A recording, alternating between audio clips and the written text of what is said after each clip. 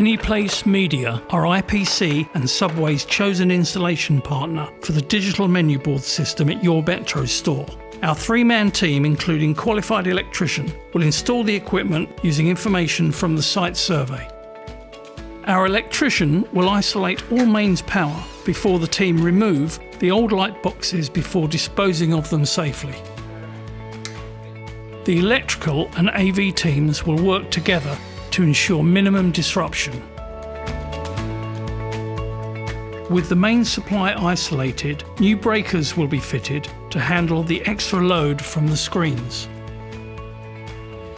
The electrician will then run ducting and cables for power to both screens and media players. All drilling and cutting of bulkheads will be kept as clean as possible due to the food environment.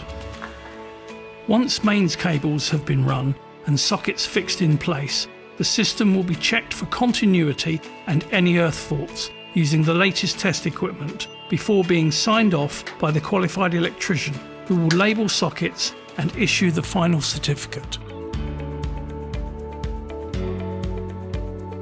While these electrical works have been progressing, the AV team will have measured up and started to make good any damage under the old light boxes, and commenced installing the brackets for the screens.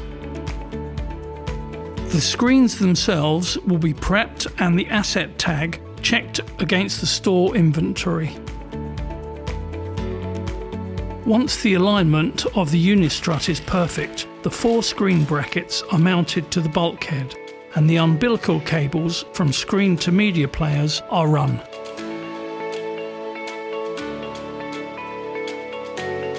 The media players are usually mounted in the back office area away from the heat of the ovens. They are connected to the store router to enable content to be downloaded. The screens are finally mounted and tested while the clear-up of the working area commences.